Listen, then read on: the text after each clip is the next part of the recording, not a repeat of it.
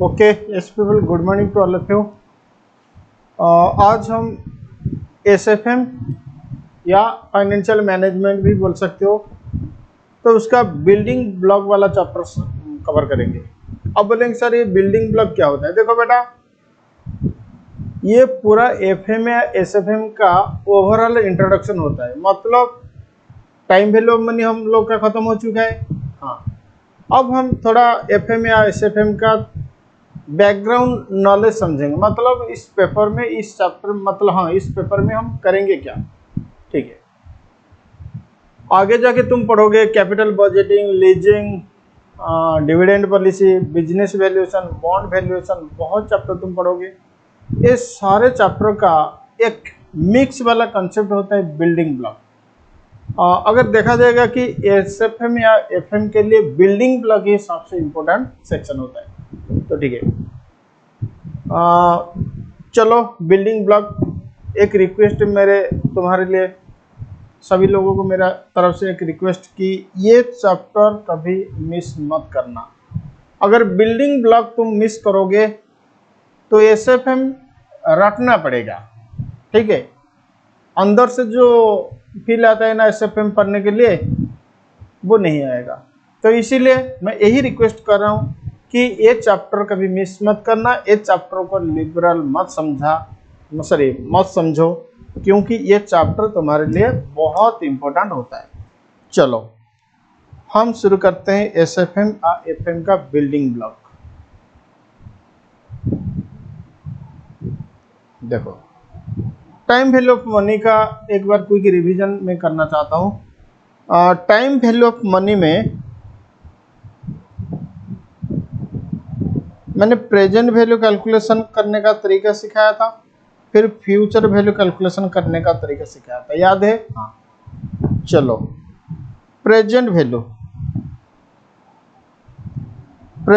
जो कैलकुलेशन होता था, एक होता था सिंगल फ्यूचर वैल्यू और एक होता था मल्टीपल फ्यूचर वैल्यू।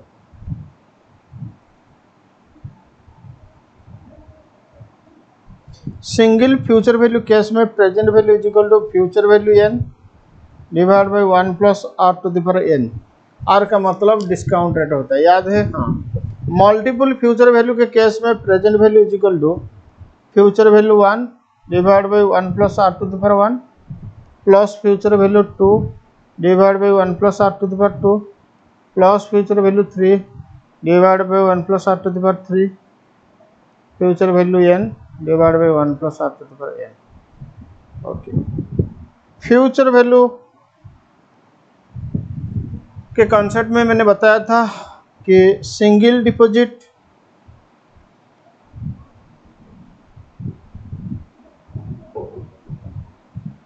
फिर मल्टीपल डिपॉजिट,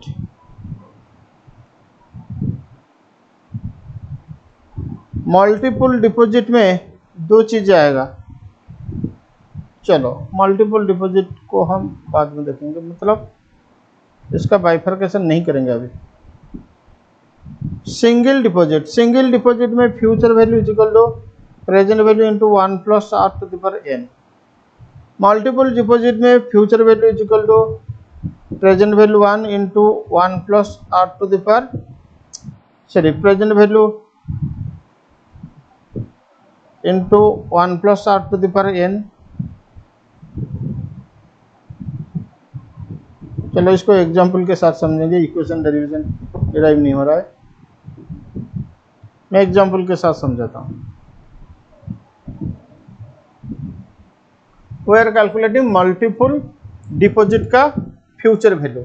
मान लो this is T0, T1, T2, T3, T4, T5। तुम्हें फ्यूचर वैल्यू T5 में चाहिए। जो डिपॉजिट होगा 0 में, उसका फ्यूचर वैल्यू हो जाएगा present value into 1 plus are to the power 5।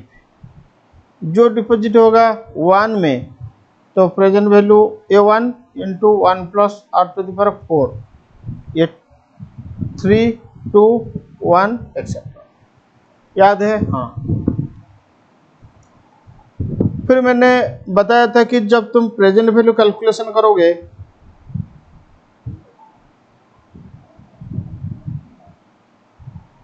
एक सिचुएशन आया था जो रूल 1 था, क्या था? Present value of equal cash flow up to infinite period. तो present value is equal to equal cash flow divide by discount rate. वो लंबा चौड़ा इक्वेशन होता था, ज्योमेट्री प्रोग्रेशन इक्वेशन, फिर first term divide by 1 minus common ratio, ये सब apply करके हमें यही कंक्लूजन हमें मिला था कि present value is equal to equal cash flow divide by discount rate. फिर present value of cash flow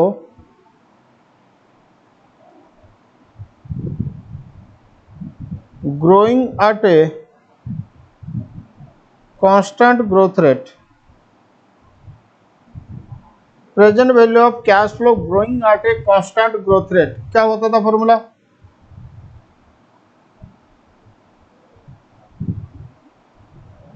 CF1 into 1 plus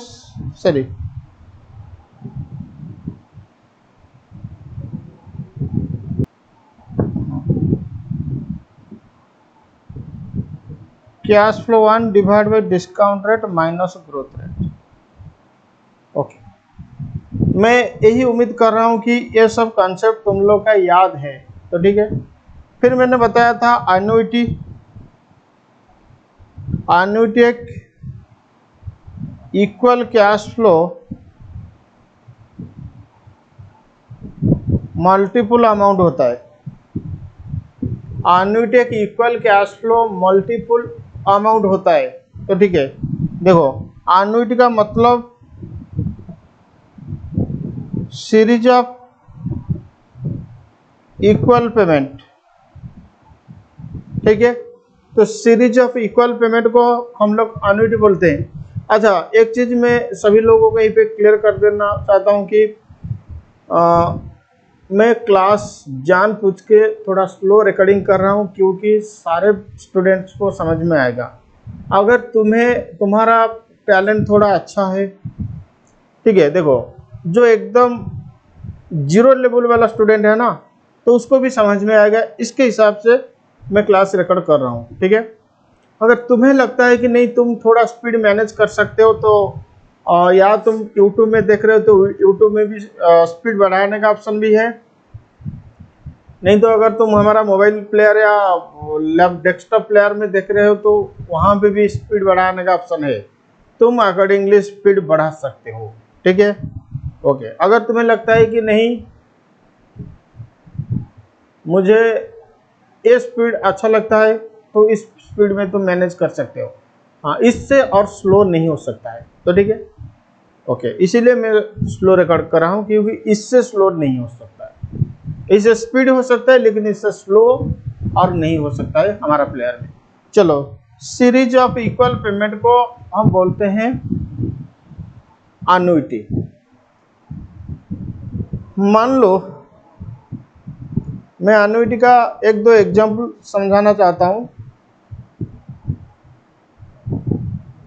1 2 3 4 5 1 2 3 4 5 ये 0। मान लो क्वेश्चन बोला कि तुम हर साल बिगनिंग में, क्वेश्चन के हिसाब से तुम हर साल बिगनिंग में 500 रुपीज डिपॉजिट करोगे, क्या होगा एन्युइटी का value at the end of 5th year? मैंने क्या बोला? एवरी ईयर बिगनिंग में तुम 500 डिपॉजिट करोगे। ध्यान से सुनो, एवरी ईयर बिगनिंग में तुम 500 डिपॉजिट करोगे। तो अगर हर साल सीरीज ऑफ पेमेंट हो गया ना, 5 साल तक डिपॉजिट करोगे, इसका मतलब क्या एक ही पेमेंट हुआ या सीरीज ऑफ पेमेंट हुआ? सीरीज ऑफ पेमेंट हुआ। अगर वो इक्वल अमाउंट हो जाएगा तो उसको एन्युइटी कहते हैं। तो मैंने यही बोला कि तुम हर साल बिगनिंग में 500 डिपॉजिट करोगे, क्या होगा एन्युइटी का value at the end of 5th year? देखो, कब तुम्हें एन्युइटी का वैल्यू चाहिए? 5th ईयर के एंड। तो ये पॉइंट होगा तुम्हारा 5th ईयर का एंड। ओके, यहाँ पे तुम्हें वैल्यू चाहिए।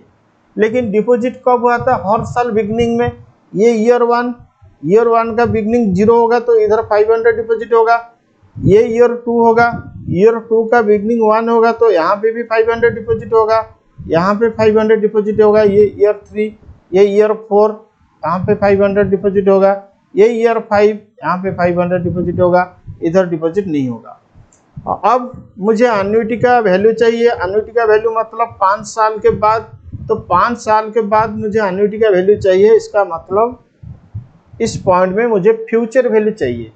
ओके, और यहाँ पे जो फ्यूचर वैल्यू होगा वो हो जाएगा फ्यूचर वैल्यू 5।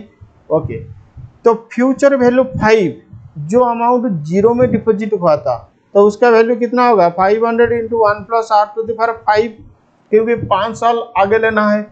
जो अमाउंट 1 में डिपॉजिट हुआ था उसका फ्यूचर वैल्यू 5 में क्या होगा? 500 into 1 plus are to the power 4, क्योंकि जो डिपॉजिट T1 में हुआ था उसको 5 T5 को लेना है तो 4 साल आगे लेना पड़ेगा।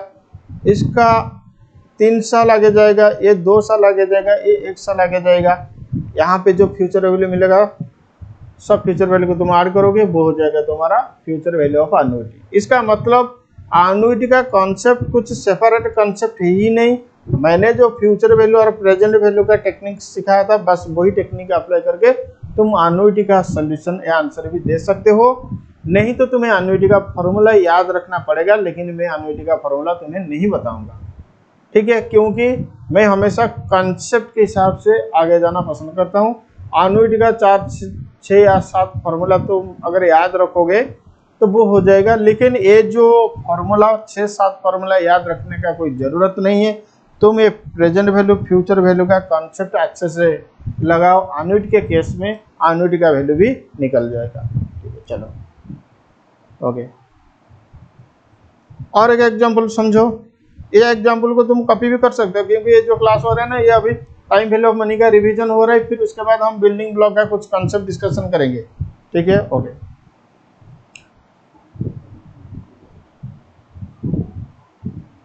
One two three four five, चलो 1 2 3 4 5।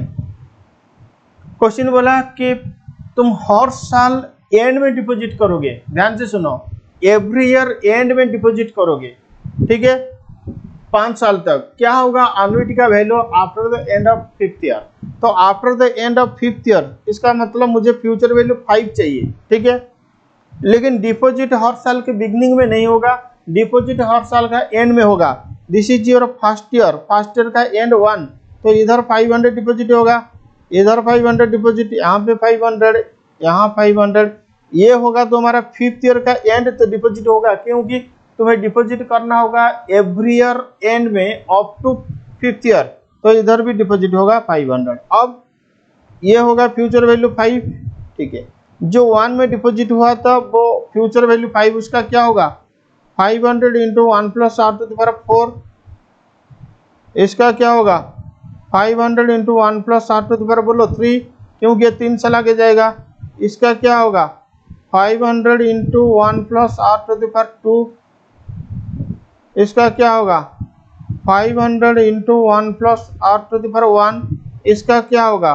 500 into 1 plus are to the power 0। बस ये सबको तुम ऐड करोगे, ये हो जाएगा तुम्हारा एन्युटी का value after the end of 5th year. अब समझो, अगर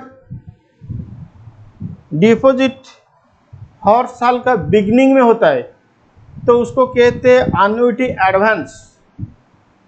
ये जो पहला एग्जांपल था ये एन्युटी एडवांस का कंसेप्ट था, क्योंकि डिपॉजिट हर साल का बिगनिंग में हो रहा है।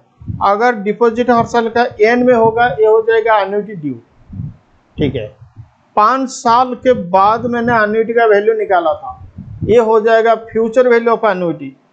5 साल के बाद मैंने एन्युटी का वैल्यू निकाला था, ये हो जाएगा तुम्हारा फ्यूचर वैल्यू ऑफ एन्युटी। अगर एन्युटी का आज का वैल्यू कितना होगा वो हो जाएगा present value of annuity. Annuity का आज का वैल्यू कितना होगा वो हो जाएगा तुम्हारा प्रेजेंट वैल्यू ऑफ एन्युटी। चलो एक एग्जांपल समझो। मान लो चाहे वो एन्युटी ड्यू हो या चाहे वो एन्युटी एडवांस हो, उसको तो तुम एडजस्ट कर सकते हो। अगर ईयर मतलब पीरियड का बिगनिंग में डिपॉजिट होगा वो एन्युटी एडवांस, पीरियड का एंड में डिपॉजिट होगा तो वो एन्युटी ड्यू। 1 2 3 4 5 1 2 3 4 5। मान लो हर साल का एंड में डिपॉजिट हो रहा है 500 5 साल तक, तो यहाँ पे 500, इधर 500, इधर 500, 500, 500। ठीक है, चलो what will be present value of annuity. इसका मतलब प्रेजेंट वैल्यू निकालना होगा। ये 1 साल पीछे आएगा, ये 2 साल पीछे आएगा, ये 3 साल पीछे आएगा, ये 4 साल पीछे आएगा, ये 5 साल पीछे आएगा। तो क्या होगा equation? 500 divide by 1 plus are to the power 1 plus 500 divide by 1 plus are to the power 2 plus 500 divide by 1 plus are to the power 3 plus 500 divide by 1 plus are to the power 4 plus 500 divide by 1 plus are to the power 5। This is the example of annuity due and present value of annuity. Annuity due and present value of annuity. चलो annuity advance का present value हम देखेंगे।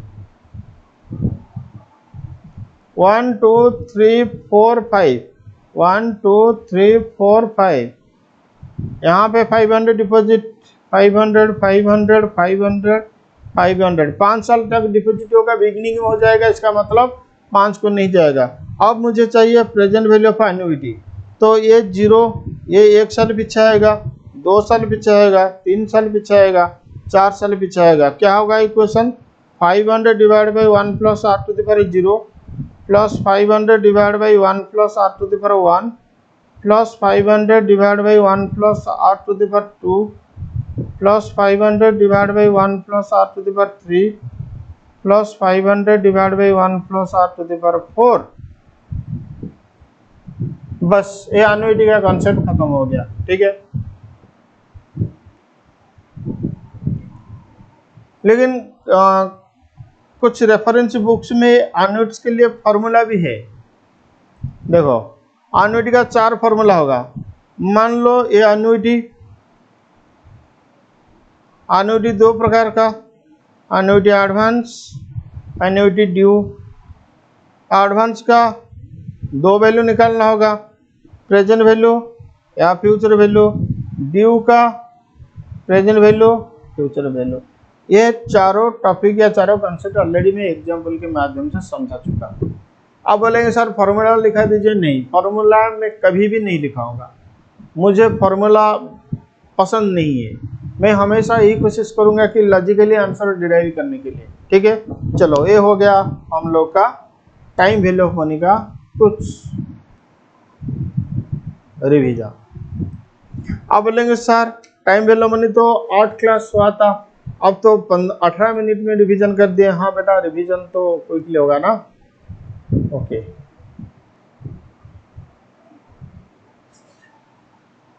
अब हम discussion करेंगे मेरा जो main topic, building block. Building block मतलब कुछ फंडामेंटल्स हम समझेंगे, जो फंडामेंटल आगे जाके एसएफएम में यूज होगा या एफएम में यूज होगा। अगर बिल्डिंग ब्लॉक का चैप्टर तुम्हें अच्छे से समझ में आ रहा है तो डेफिनेटली तुम एफएम या एसएफएम में हीरो बन जाओगे। ठीक है, तो कभी भी बिल्डिंग ब्लॉक वाला पोर्शन या चैप्टर को इग्नोर मत करना। अगर इसको इग्नोर करोगे तो ठीक है, तो आगे जाके तुम बहुत पछताओगे।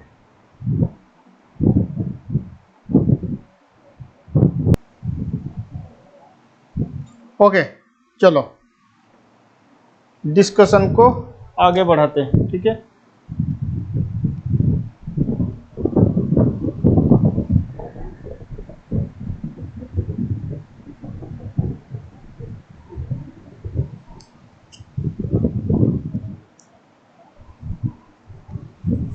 ओके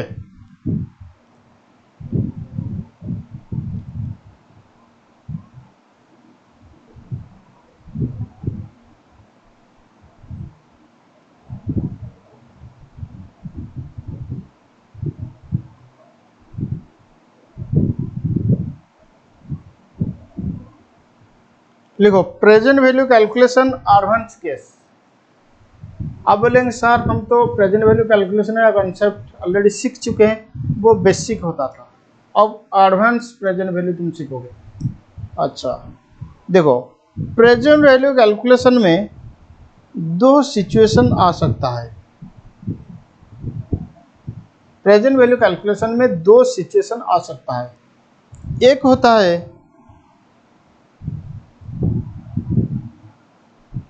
कांस्टेंट डिस्काउंट रेट, इसको कॉपी में लिखो क्योंकि वो टाइम वैल्यू मनी में डिस्कशन नहीं हुआ है, ठीक है। पहला केस होगा तुम्हारा कांस्टेंट डिस्काउंट रेट, दूसरा होगा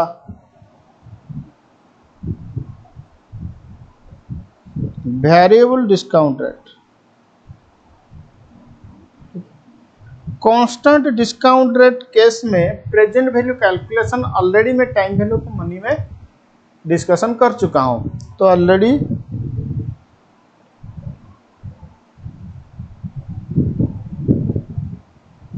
discussed in time value of money chapter, वो already time value of money chapter में डिस्कशन हो चुका है। अब वेरिएबल डिस्काउंट रेट में देखो,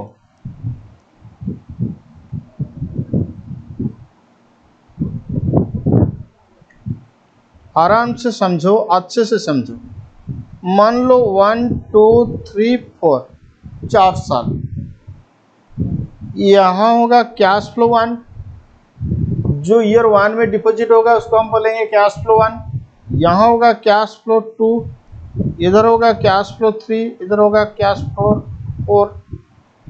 कैश फ्लो 1 एक साल पीछे आएगा। I am discussing calculation of present value, sir no sir.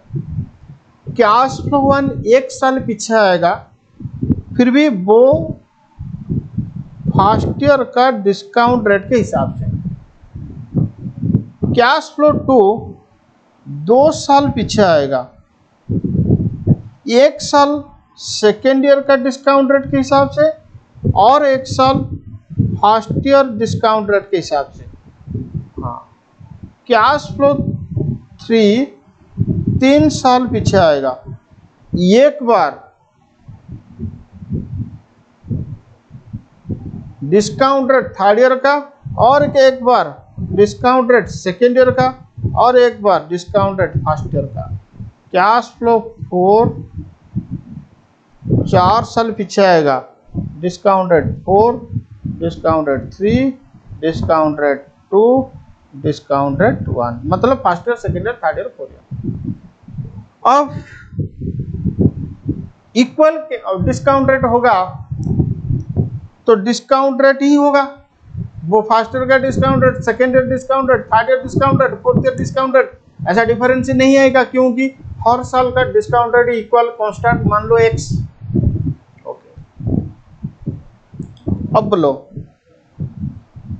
Present value is equal to future value 1 divide by 1 plus discount rate to the power 1 plus future value 2 divide by 1 plus discount rate to the power 2 plus future value 3 divide by 1 plus discount rate to the power 3।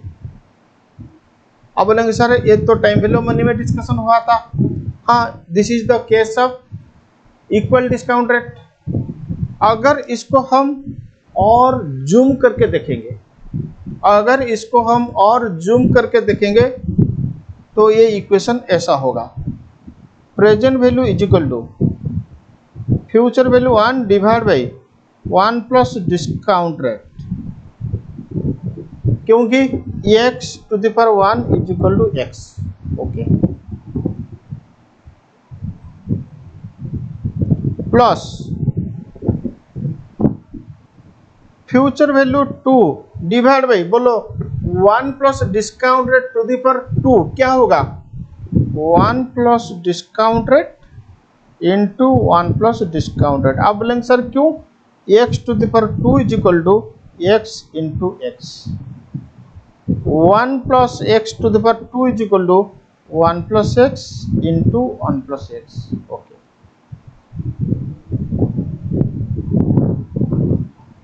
Plus future value 3 divide by, बोलो क्या होगा, 1 plus discount rate, 1 plus discount rate, 1 plus discount rate. देखो ये future value 1, इसीलिए first year का discount rate के साथ पीछे आएगा एक बार। ये future value 2, this is for second year, this is for first year. ये future value 3, this is for third year, second year, first year. अब हर साल का डिस्काउंट रेट, हर साल का डिस्काउंट रेट इक्वल रहेगा, तो 1 plus discount rate to the power 1 होगा, 1 plus discount rate to the power 2 हो जाएगा, 1 plus discount rate to the power 3 हो जाएगा। अगर हर साल का डिस्काउंट रेट इक्वल नहीं होगा तो ऐसा पावर टू द पावर 1, 2, 3 नहीं आएगा। उस वक्त क्या होगा, अच्छा ये हो गया कॉन्सेप्ट। हर साल डिस्काउंट रेट अगर इक्वल होगा तो शॉर्टकट में ये हो जाएगा। अगर डिस्काउंट रेट अनइक्वल होगा, हम पावर के रूप में नहीं लिख सकते हैं, हम इस फॉर्मेट में लिखेंगे।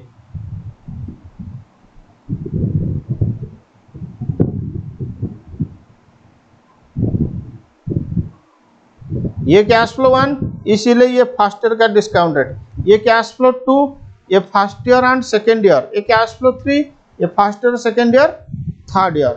तो उस वक्त हम क्या लिखेंगे, present value is equal to future value 1 divide by 1 plus discount rate 1 plus future value 2 divide by 1 plus discount rate 1, 1 plus discount rate 2, क्योंकि discount rate 1 discount rate 2 unequal होगा। अगर इक्वल हो जाएगा तो पावर 2 हो जाएगा। प्लस थर्ड ईयर के लिए future value 3 divide by 1 plus discount rate 1, 1 plus discount rate 2, 1 plus discount rate 3। DR1 is equal to first year discount rate, DR1 is equal to first year discount rate, DR2 is equal to second year discount rate,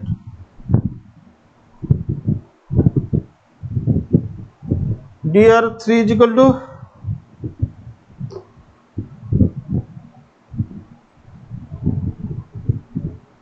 third year discount rate.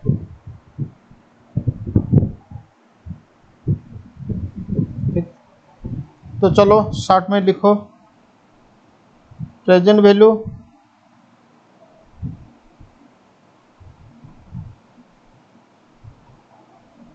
Constant discount rate, फिर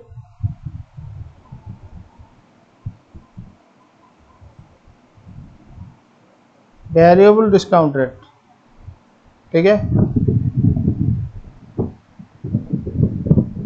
क्या feel कर रहे हो? Building block अगर तुम करोगे, क्या तुम्हारा SFM और स्ट्रांग होगा? बोलो यस और नो। हाँ, कई सारे टीचर क्या करते हैं ना, फाइनल लेवल में या इंटर लेवल में ये time value of money, building block, ये सब इग्नोर करके डायरेक्ट चैप्टर को मूव करते हैं। लेकिन मेरा तरीका थोड़ा अलग, मैं चैप्टर को बाद में मूव करूंगा। जब चैप्टर को मूव करूंगा तब मेरा प्रिपरेशन खत्म हो चुका होगा, क्योंकि मैं सारे कॉन्सेप्ट को सेपरेट हेड में एनालिसिस करूंगा। ऐसा अगर नहीं होगा तो क्यों 5 साल तुम पढ़े थे जनरल लेजर, ट्रायल बैलेंस, अब वही जनरल लेजर, ट्रायल बैलेंस को अप्लाई करके फाइनल अकाउंट्स बना रहे हो इंटर फाइनल में। हाँ, तो इसीलिए फाइनेंशियल मैनेजमेंट का जनरल लेजर, ट्रायल बैलेंस भी है, जो तुम्हारा time value of money, building block. बोलो कांस्टेंट डिस्काउंट रेट के केस में present value is equal to future value 1 divide by 1 plus discount rate to the power 1 plus future value 2 divide by 1 plus discount rate. बोलो discount rate 1 discount rate 2 separate लिखना पड़ेगा? नहीं, क्योंकि square हो जाएगा ना। 2 plus future value 3 divide by 1 plus discount rate to the power 3। Okay, variable discount rate में present value is equal to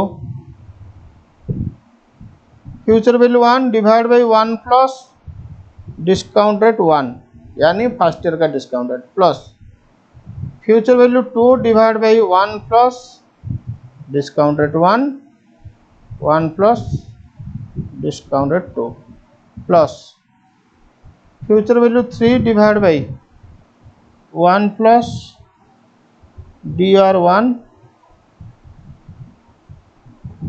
DR2 DR3। बस ये हो गया प्रेजेंट वैल्यू। एडवांस केस लिखो future value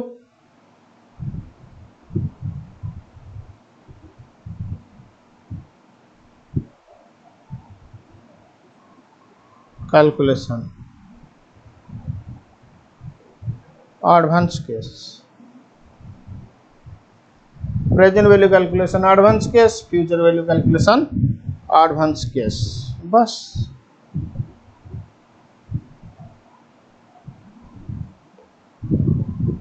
constant interest rate, बेटा interest rate का दूसरा नाम भी डिस्काउंट रेट होता है, फिर भी हम इंटरेस्ट रेट यूज करेंगे फ्यूचर वैल्यू के लिए, या डिस्काउंट रेट भी तुम यूज कर सकते हो, कोई बात नहीं। मल्टीपल इंटरेस्ट रेट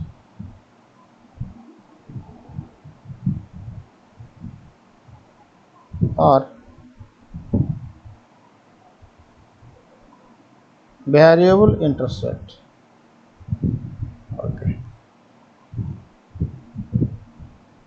देखो future value 5 is equal to present value 0 into 1 plus are to the power 5। हाँ क्यों ये आर टू द पावर 5 क्यों हुआ, इसीलिए हुआ, चेक करो 1 2 3 4 5 okay T1 T2 T3 T4 T5। बोले डिपॉजिट कब हुआ, T0 में। T0 में जो पैसा डिपॉजिट हुआ वो T5 को जाएगा, एक बार फर्स्ट ईयर के इंटरेस्ट में जाएगा और एक बार सेकेंड ईयर और एक बार थर्ड ईयर और एक बार फोर्थ ईयर और एक बार फिफ्थ ईयर। इसलिए future value 5 is equal to PV0 into 1 plus are to the power 5। ये तो कांस्टेंट आर होगा तो होगा, क्योंकि स्क्वायर हो जाएगा जब हर साल का डिस्काउंट रेट या इंटरेस्ट रेट इक्वल होगा। अगर इसको हम तोड़ेंगे तो present value 0 into 1 plus R into 1 plus R into 1 plus R into 1 plus R 1 2 3 4 into 1 plus R. Okay ये इंटू 1 प्लस आर हुआ प्रेजेंट वैल्यू के साथ,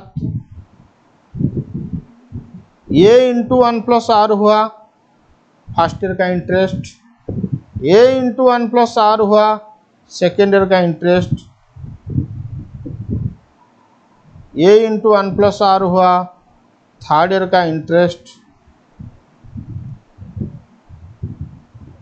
ये इंटू 1 प्लस आर हुआ फोर्थ ईयर का इंटरेस्ट, ये इंटू 1 प्लस आर हुआ fifth year का इंटरेस्ट। अगर आर कांस्टेंट हो जाएगा तो present value 0 into 1 plus are to the power 5 हो जाएगा। अगर आर कांस्टेंट नहीं हुआ तो present value 0 into 1 plus R1 1 plus R2 1 plus R3 1 plus R4 1 plus R5 first year second year third year fourth year fifth year. ठीक है चलो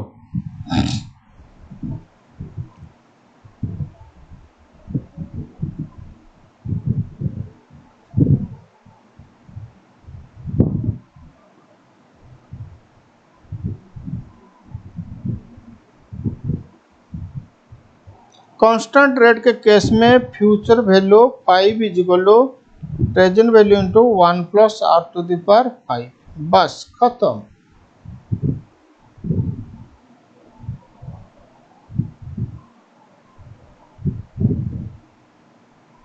multiple के केस में future value 5 is equal to present value into 1 plus R1 into 1 plus R2 into 1 plus R3 into 1 plus R4 into 1 plus R5। बस ये हो गया constant discount rate multiple discount rate के केस में।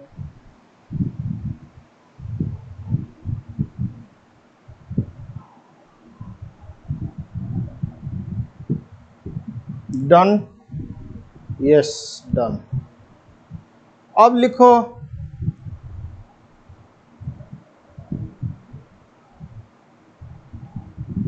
Application of tax in present value oblique future value calculation. चलो ये इतना लंबा चौड़ा लिखने का कोई दरकार नहीं, लिखो एप्लीकेशन ऑफ टैक्स। एसएफएम में अगर टैक्स रेट आएगा तो उसका एप्लीकेशन कैसा होगा। देखो, चाहे तुम प्रेजेंट वैल्यू निकालो या फ्यूचर वैल्यू निकालो, तुम्हें दो चीज का जरूरत होगा। चाहे तुम प्रेजेंट वैल्यू निकालो या फ्यूचर वैल्यू निकालो, तुम्हें दो चीज का जरूरत है। एक होता है तुम्हारा कैश फ्लो और क्या होता है तुम्हारा डिस्काउंट रेट। तो present value oblique future value के लिए हमें दो चीज का जरूरत है। एक होता है कैश फ्लो और एक होता है डिस्काउंट रेट। ठीक है, अगर कैश फ्लो आफ्टर टैक्स, चलो ऐसे नहीं लिखेंगे। देखो, मान लो तुम्हें 100 रुपये का इनकम हुआ, मान लो तुम्हें 100 रुपये का इनकम हुआ, ओके।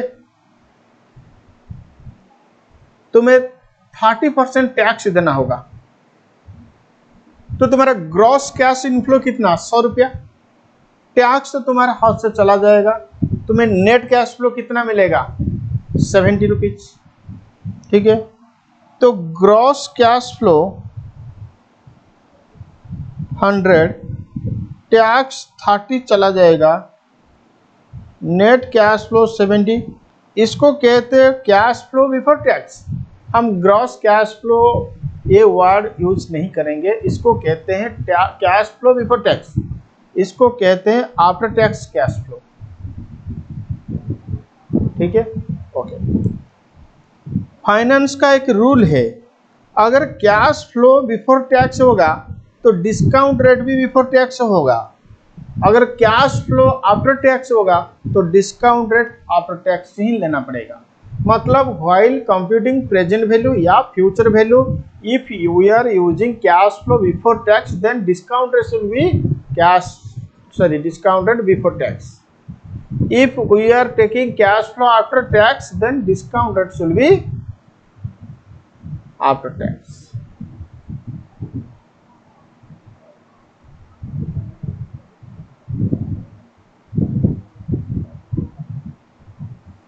तो कैश फ्लो बिफोर टैक्स, तो डिस्काउंट रेट बिफोर टैक्स, लेकिन उसका वर्ड होगा प्री टैक्स।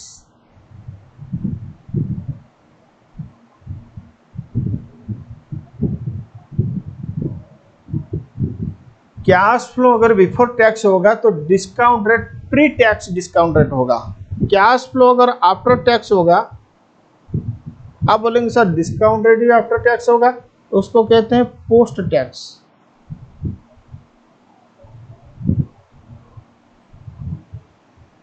उसको कहते हैं पोस्ट टैक्स। तो याद रखो, चाहे तुम प्रेजेंट वैल्यू कैलकुलेशन करो या फ्यूचर वैल्यू कैलकुलेशन करो, पूरी एसएफएम एंड एफएम के लिए टैक्स रेट आएगा तो तुम चेक करोगे cash flow and discount rate. अगर कैश फ्लो तुम बिफोर टैक्स यूज कर रहे हो तो डिस्काउंट रेट तुम्हें प्री टैक्स डिस्काउंट रेट लेना होगा। अगर कैश फ्लो तुम आफ्टर टैक्स ले रहे हो तो डिस्काउंट रेट तुम्हें पोस्ट टैक्स डिस्काउंट रेट लेना होगा। आप बोलेंगे सर क्वेश्चन साइलेंट, तो हमेशा आफ्टर टैक्स या पोस्ट टैक्स के हिसाब से कैलकुलेशन करना पड़ेगा। नोट लिखो, if question is silent then always use post tax cash flow and discount rate। हाँ, क्वेश्चन अगर बोला कि चलो pre tax present value calculation करो तो तुम प्री टैक्स के हिसाब से कैलकुलेशन करोगे। क्वेश्चन अगर साइलेंट रहेगा तो हमेशा पोस्ट टैक्स कैलकुलेशन करना होगा। अब सवाल यही उठता है कि सर हमें तो कैश फ्लो मालूम है, ये बिफोर टैक्स, अगर बिफोर टैक्स दिया हुआ है तो आफ्टर टैक्स कैसे होगा? अगर बिफोर टैक्स डिस्काउंट रेट दिया हुआ है तो आफ्टर टैक्स डिस्काउंट रेट कैसे होगा? ठीक है, चलो लिखो। देखो, मान लो तुम्हारा इनकम यानी कैश फ्लो ग्रॉस आ रहा है 100, टैक्स 30, इनकम के ऊपर टैक्स का आउटफ्लो होगा। अगर ग्रॉस इनकम तुम्हारा इनफ्लो तो टैक्स तुम्हारा आउटफ्लो। अब नेट हो जाएगा 30 इनफ्लो। इसका मतलब after tax cash flow is equal to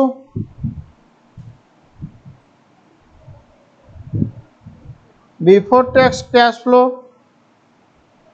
minus tax. ठीक है,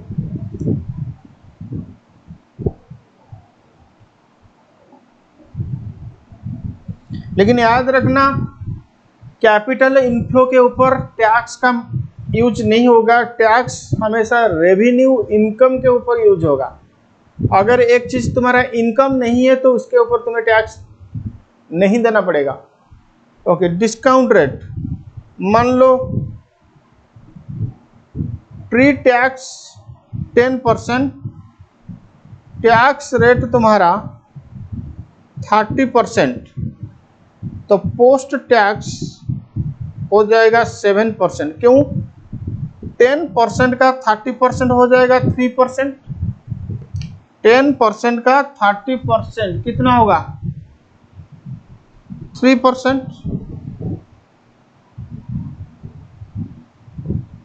10% का 30% हो जाएगा 3%।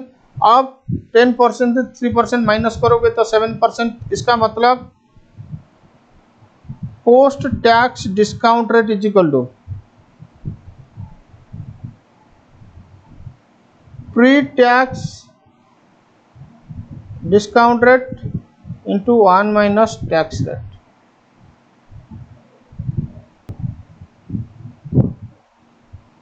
क्या हुआ formula? Post tax discount rate is equal to pre tax discount rate into 1 minus tax rate. अगर ये एग्जाम्पल हम देखेंगे तो 10% into 1 minus 30% is equal to 7%। 10% into 1 minus 30% is equal to 7%। Okay, note लिखो,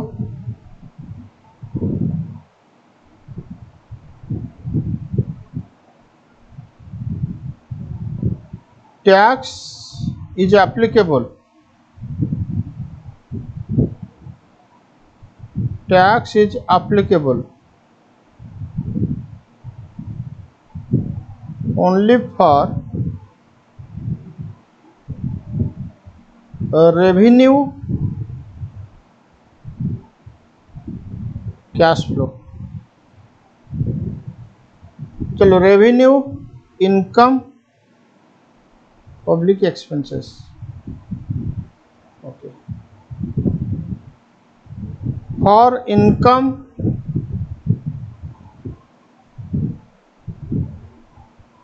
ग्रॉस होगा इनफ्लो, टैक्स होगा outflow, net होगा inflow.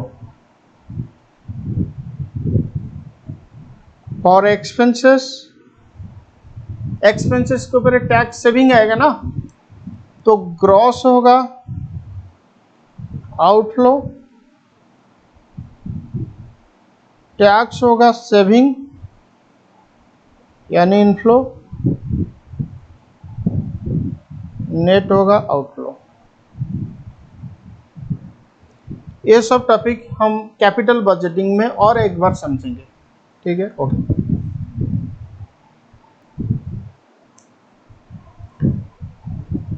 Okay, एक एग्जांपल लिखो।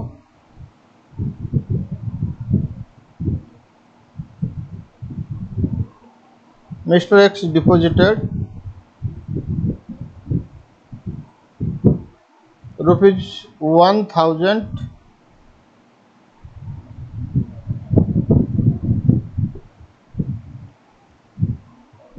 नो, हटाओ इसको। Mister x have a deposit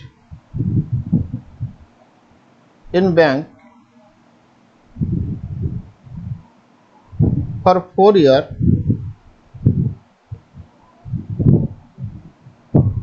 which will give the following interest income. Mr. X which will give the following interest income. Year 1 200 रुपया, year 2 200, year 3 200, year 4 200।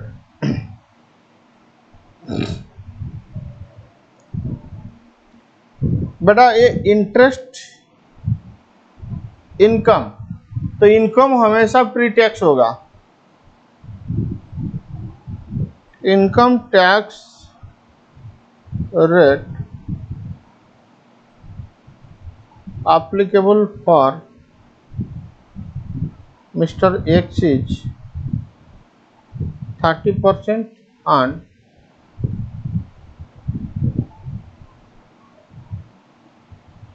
pre-tax discount rate is 10%.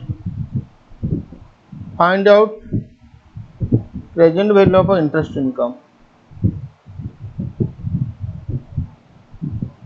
Find out present value of interest income. Okay, देखो यहाँ पे ये जो cash flow है ना income, ये भी प्री टैक्स, तुम्हारा इंटरेस्ट रेट भी प्री टैक्स। अब बोलेंगे सर हम प्री टैक्स में प्रेजेंट वैल्यू निकालेंगे तो टैक्स रेट क्यों दिया, इसको तुम क्या इग्नोर करोगे? नहीं, ऐसा नहीं होगा।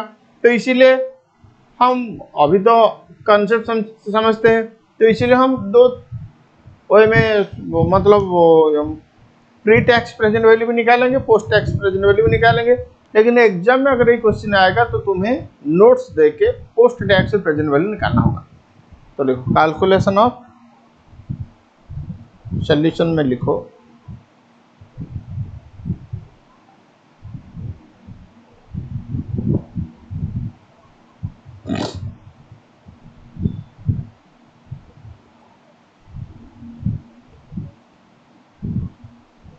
Calculation of pre tax present value. Okay, अगर प्री टैक्स प्रेजेंट वैल्यू तो तुम्हारा कैश फ्लो भी प्री टैक्स, डिस्काउंट रेट भी प्री टैक्स।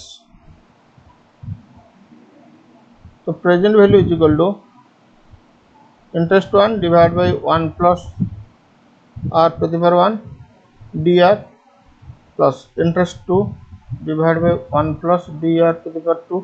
अच्छा, ये जो क्वेश्चन है ना, यहाँ पे single interest, single discount rate, multiple discount rate होगा तो मल्टीपल डिस्काउंट रेट का कॉन्सेप्ट लगेगा। Plus interest 3 divided by 1 plus discounted to the power 3 plus interest 4 divided by 1 plus discounted to the power 4 plus interest 5 divided by 1 plus discounted to the power 5। अच्छा ये 4 साल ना,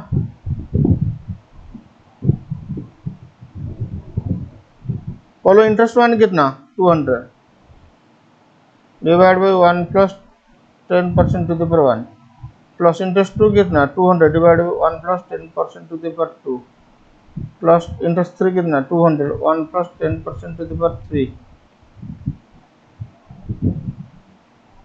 4 भी 200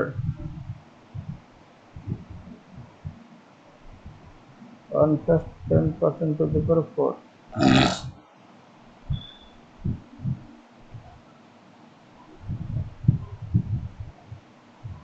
याद है? हाँ सर।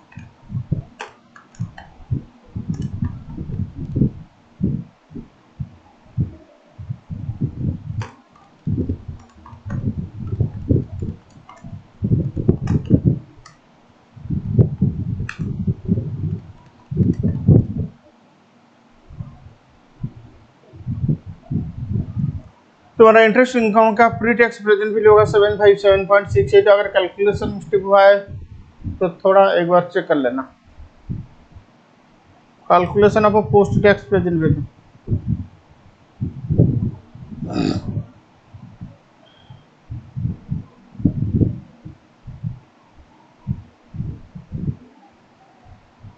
ठीक है। पोस्ट टैक्स प्रेजेंट वैल्यू के लिए कैश फ्लो भी पोस्ट टैक्स, डिस्काउंटेड भी पोस्ट टैक्स। अच्छा, पोस्ट टैक्स से डिस्काउंट रेट तो तुम्हारा 7% होगा, क्योंकि 10% माइनस 30% ऑफ 10% 7%। चलो यार 1 2 3 4 इंटरेस्ट इनकम 200 200 200 200 टैक्स 30% के हिसाब से 60 60 60 60। Post tax cash flow 140 140 140 140। Okay, ये हो गया तुम्हारा पोस्ट टैक्स कैश फ्लो और post tax discounted. Post tax discount rate is equal to 10% into 1 minus 30% is equal to 7%।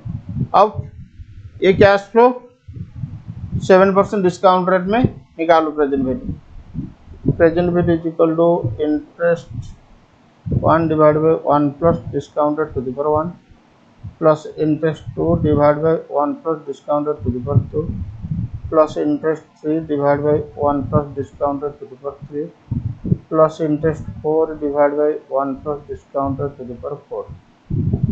140 divided by 1 plus 7% to the power 1 plus 140 divided by 1 plus 7% to the power 2 plus 140 divided by 1 plus 7% to the power 3 140 divided by 1 plus 7% to the power 4।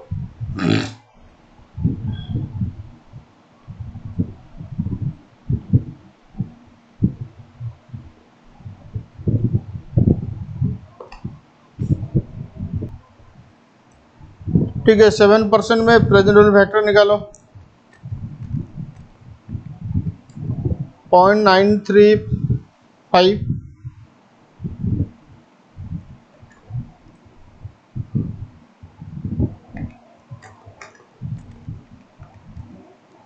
0.873 0.816, 0.763। देखो ये कितना हो रहा है,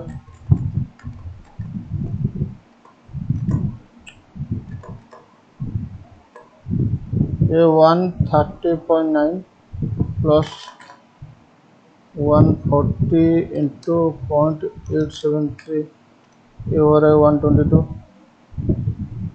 plus 140 into 0.816, ये हो रहा है तुम्हारा 114.24 प्लस 40 इंटू 0.763, ये हो रहा है तुम्हारा 106.82। देखो 130.9 plus 122 plus 114.24 plus 106.82, ये 473.96।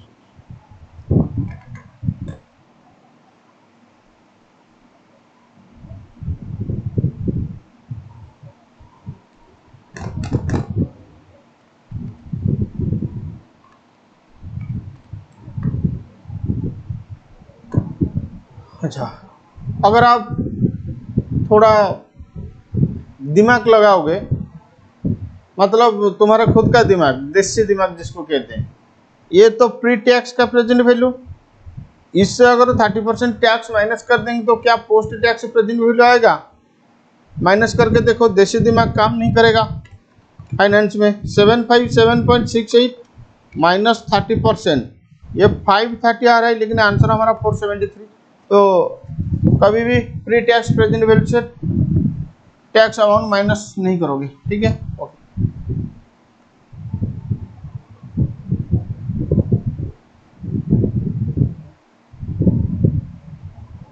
अब एक एग्जाम्पल लिखो। जो भी कॉन्सेप्ट आज डिस्कशन हुआ है, सारे कॉन्सेप्ट का एग्जाम्पल हम करेंगे।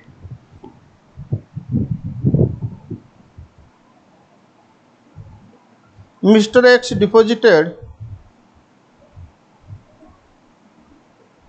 1000 at the beginning of each year up to 4 year। Mister x deposited 1000 at the beginning of each year up to 4 year। बेटा ये एन्युटी का कॉन्सेप्ट क्वेश्चन हो गया। Okay, rate of interest is applicable आज year 1 10%, year 2 12%, year 3 14%, year 4 15%। जिस दिन तुम annuity का कॉन्ट्रैक्ट किया बैंक के साथ, बैंक बोला कि तुम 4 साल डिपॉजिट करोगे, हाँ, ये अगर टर्म डिपॉजिट हो जाता है, बैंक 4 साल का इंटरेस्ट कमिट कर दिया कि मैं पहला साल 10% इंटरेस्ट दूंगा, दूसरे साल 12%, तीसरे साल 14%, चौथा साल 15%। Find out future value and present value of annuity. चलो, डिफरेंट मल्टीपल डिस्काउंट रेट का भी हो जाएगा, present value future value of annuity का क्वेश्चन भी हो जाएगा। चलो, फाइंड आउट प्रेजेंट वैल्यू, चलो सेपरेट सेपरेट लिखेंगे। इसको हटाओ। Find out future value.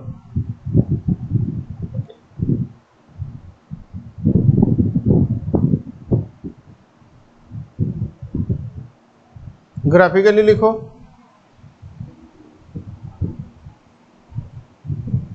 ये मेरा फ्यूचर वैल्यू बकेट, इस बकेट में मैं फ्यूचर वैल्यू डालूंगा।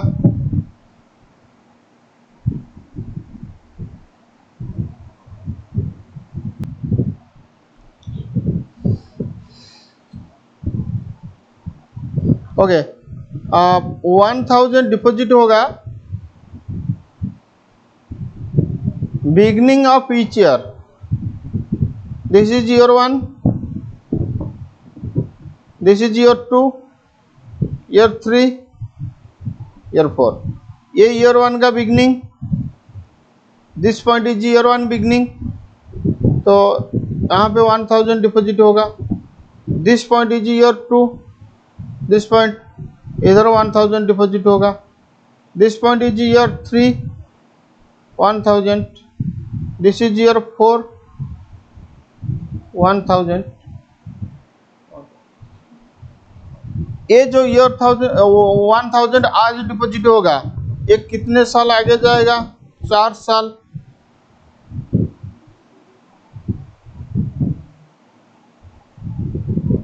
तो ये डिपॉजिट के लिए तुम्हारा फर्स्ट ईयर इंटरेस्ट भी लगेगा, सेकेंड ईयर इंटरेस्ट लगेगा, थर्ड ईयर लगेगा, फोर्थ ईयर लगेगा. तो फर्स्ट ईयर इंटरेस्ट 10% के हिसाब से जाएगा, सेकेंड ईयर 12% के हिसाब से मिलेगा, थर्ड ईयर 14% के, फोर्थ ईयर 15% के हिसाब से. अगर तुम कॉन्सेप्चुअली पढ़ोगे तो सारे एसएफएम सिलेबस तुम्हें ऐसे ही लगेगा. अगर तुम कॉन्सेप्चुअली नहीं पढ़ोगे, अब तुम बोलो ये डिपॉजिट सेकेंड ईयर में हो रहा है, तो फर्स्ट ईयर तो ऑलरेडी खत्म हो चुका है ना, फर्स्ट ईयर का इंटरेस्ट थोड़ी ना मिलेगा. देखो मैं मतलब सीए बनने से पहले 5-5 लाख रिलीफ मिल रहा था, या मैं पैदा होने से पहले 5 लाख रिलीफ मिल रहा था, मुझे मिलेगा ना? थोड़ी नहीं मिलेगा ना. ठीक है, ये डिपॉजिट होने से पहले जो ईयर है ना, उसका इंटरेस्ट तो नहीं मिलेगा. अब ये डिपॉजिट के ऊपर 12% के हिसाब से मिलेगा, 14% के हिसाब से मिलेगा, 15% के हिसाब से मिलेगा. हाँ सर, ये डिपॉजिट 14%, 15%, ये जो डिपॉजिट इसके ऊपर 15% मिलेगा.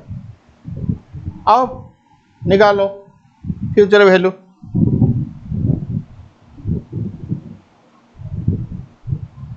तो future value 4 is equal to 1000 into 1.1, 1.12, 1.14, 1.15, 1 plus 10% वो हो जाएगा 1.1, 1 प्लस 12% वो हो जाएगा 1.12, 1 plus 13% 1.14, plus 1000 into 1.12, 1.14, 1.15, plus 1000 into 1.14, 1.15, plus 1000 into 1.15.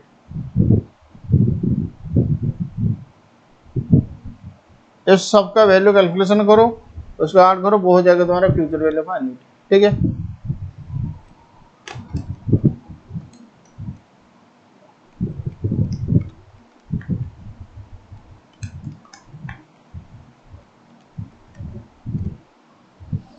ये हो रहा है तुम्हारा 1615. चलो मैं राउंड ऑफ कर रहा हूँ फ्रैक्शन को, मतलब इग्नोर कर रहा हूँ.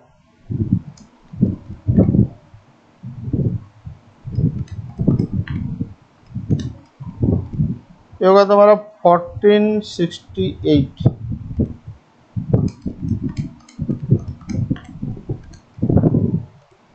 ये 1311, 1150. अब देखो कितना,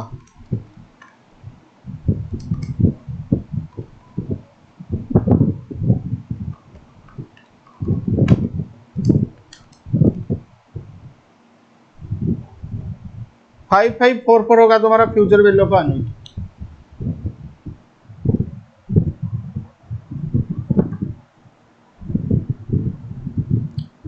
नेक्स्ट लोग एडिशनल एनालिसिस.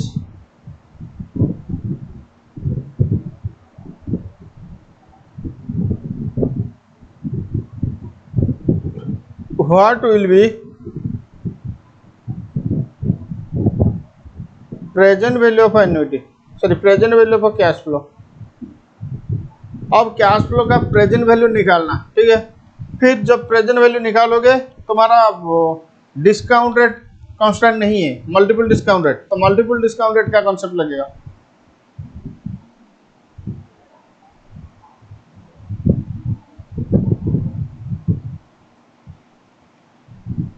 फिर से ग्राफ बनाना पड़ेगा।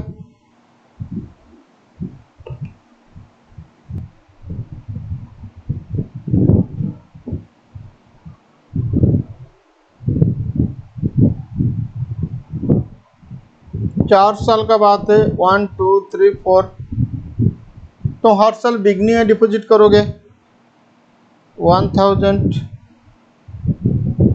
1000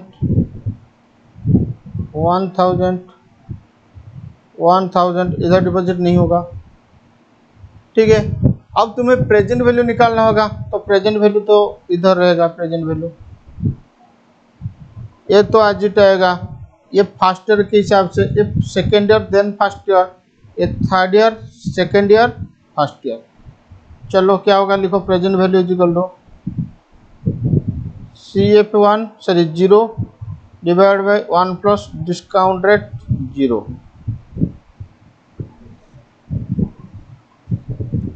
plus CF1 divide by 1 plus discount rate 1 plus CF2 1 plus discount rate 1 1 plus discount rate 2 plus CF3 divide by 1 plus discount rate 1 1 plus discount rate 2 1 plus discount rate 3, ठीक है।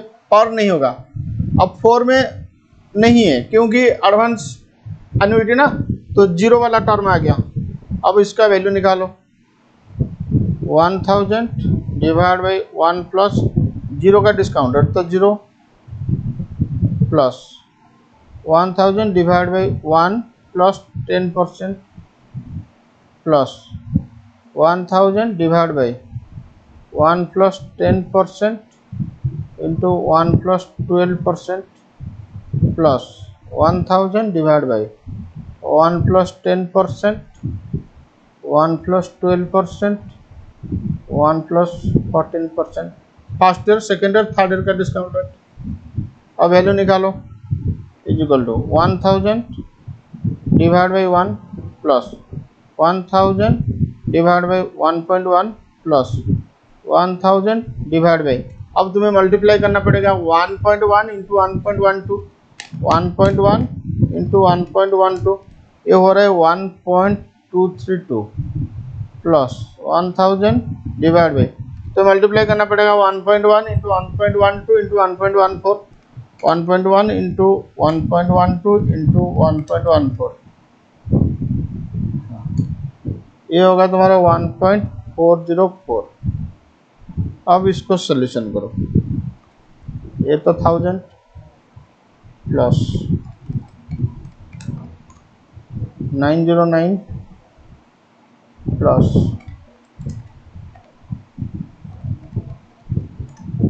ये होगा 811.6 plus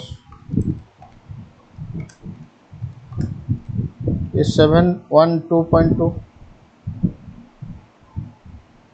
इसको totalling करो 1000 plus 909 plus 811.6 plus 712.2, total हो रहा है तुम्हारा 3432.8। This will be your present value of annuity. Okay, चलो एक काम करो, इस वीडियो को यहीं पे ब्रेक करो। मैं इसीलिए 1 आवर मतलब 1 आवर के आसपास रखता हूँ क्योंकि कुछ स्टूडेंट्स लैपटॉप में करते हैं बस वही क्लास को, कुछ स्टूडेंट मोबाइल में भी देखते हैं। अगर 2 घंटा 3 घंटा का क्लास होगा तो जो लोग मोबाइल में देखते हैं उनको तो प्रॉब्लम होगा, इसीलिए मैं स्टैंडर्डाइज टाइम 1 घंटा या 1.5 घंटे के अंदर वीडियो को ख़त्म करता हूँ, ठीक है। फिर भी ये हम लोग का टाइम वैल्यू मनी का रिवीजन हो गया।